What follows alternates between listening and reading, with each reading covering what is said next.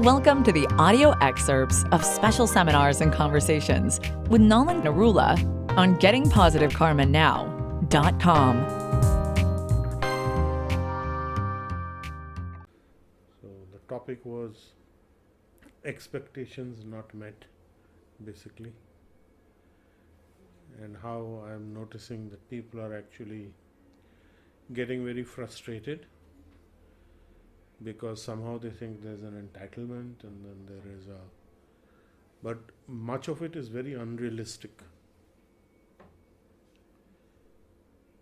We are thinking that we can achieve something, but we are not actually in a position to go there, and we don't have the qualification, or we don't have the drive, or we don't have the, you can say, the availability of opportunities, and we are neglecting what we should be doing in that I'm entitled to get that, why don't I have it, I should have it, and that's making me miserable. I realized it yesterday when you written on that key. Firstly, we just knew there's a karma, there's an action. Then I realized it after reading that expectation, put it on. There's a little finer layers of karmas and the understanding of it. Right. There's more to it than just a word. Yeah. But that's the thing about people who are whoever's not happy. It's always that the expectations are not being met. Yes, that is the point. Because I was trying to analyze how one mental illness, because there were many people who had mental illness in my area of. Right. So I was just trying to see what is it that, why were they so unhappy, and then I was thinking that somehow we have to teach our children not to think that anybody owes us anything. Exactly, that is exactly right. And also that ultimately it becomes that you should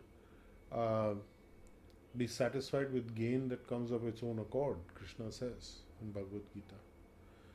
That if you are working diligently, if you are working with what you know, what you are doing, it is within your expertise, it is within your own zone of work and the placement that you have, and you have some qualification for it, and you do that work honestly and diligently and with commitment, then you can be a happy person, because you are understanding that what's coming to me now is not immediately coming out of what I'm doing just now. There is a whole background, there is a history, there is a whole chain of effect and cause that is happening. This is the effect of the prior cause, which is the effect of some previous cause, and that is my karmic action. So it's a combination of what I do today with what I have done in the past and what is unfolding for me. So there's no point getting upset with it.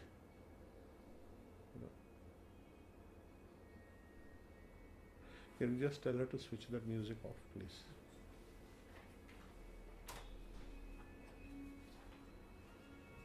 So even if you analyze how people are unhappy in their marriages or any area, if you see what's in the newspaper, this one is killing this one. Yeah, expectations. It's just because they are thinking, oh, we are the son-in-law, or we are this, or this was supposed to be done for us and it's not being done. Exactly. It is the expectations again. Entitlement and expectation. So on a very deep level, the whole of society has to understand that. Right. And we need to start with ourselves, because a lot of our unhappiness is coming out of this only. And it also, I understood one more thing, that's how I'll interact with the other people, so that it is a better today that I do it, so it does not have any reflection in my future. Right. That they will not retaliate or say something, that it have to be very I'm little more this thing. And I had a, like when I entered and Rituji said, you're looking very relaxed. I said, no, I'm coming from school. I had a full day, but it was not like everything was happening, but You were in a center of calm yes, because of the healing. Yes. too many things were happening around me, but yes. Good. Anyone from the internet community has anything to say? I'm so happy to hear this conversation about expectation because last night only, I had a conversation with Nimay Okay. and Anvi, Okay.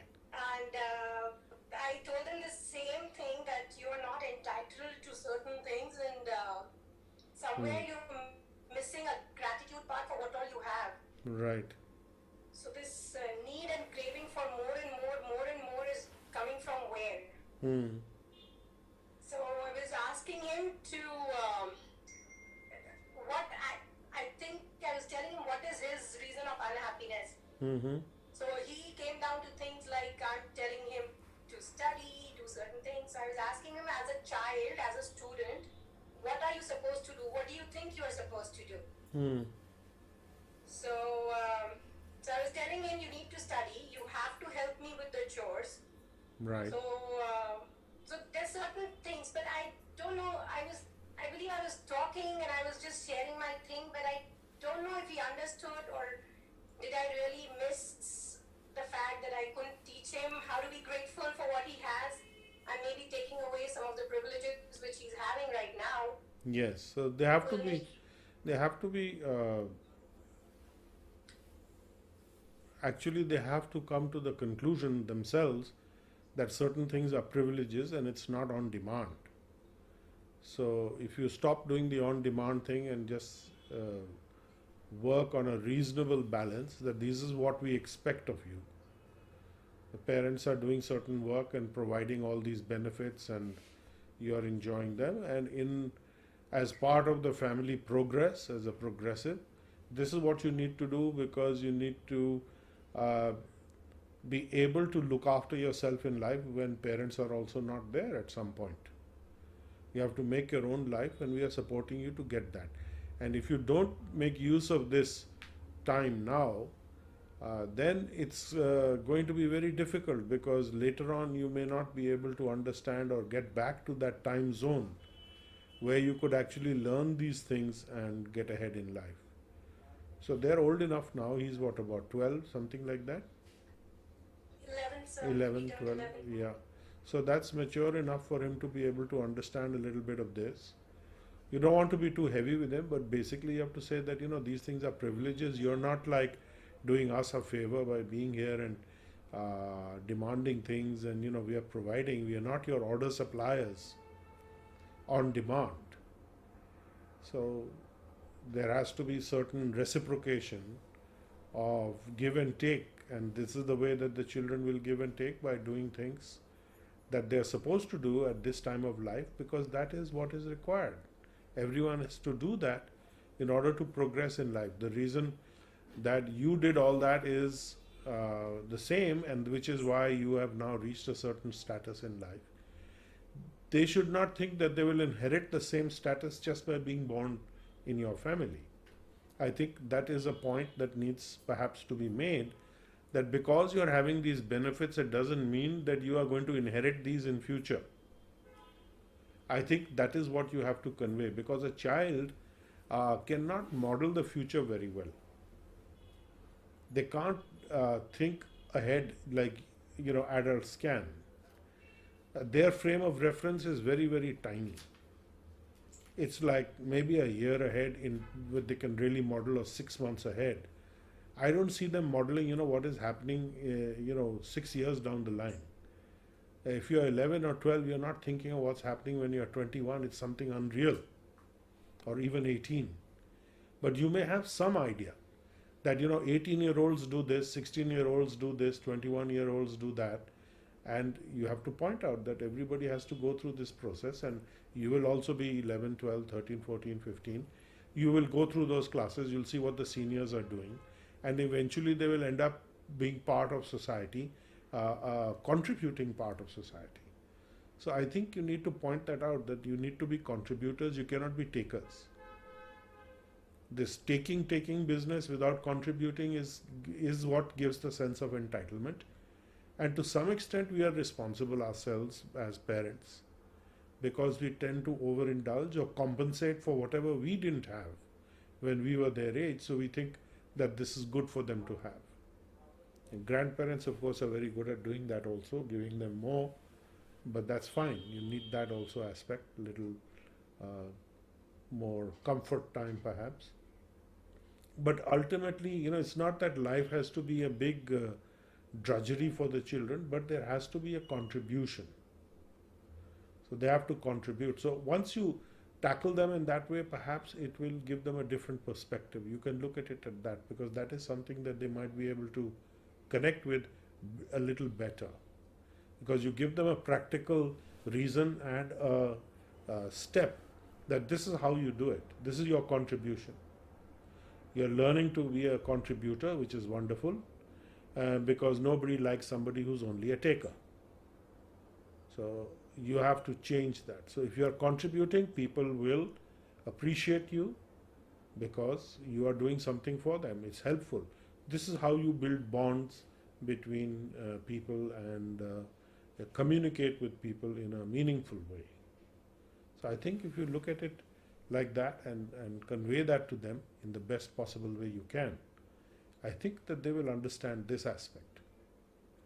That how are people popular? How are people popular in school is because they do things for people, or they have some talent which entertains people, or they are giving something of value. I mean, I ask them to look at it. Who is the most popular person in your class? Why are they popular? Go through those kind of explorations. So then you'll see. Sure, sir. I will do it today itself. Right. Thank Correct. you, sir. Most welcome. Thank you. Most welcome. You've been listening to a discussion with Nalan Narula on www.gettingpositivekarmanow.com.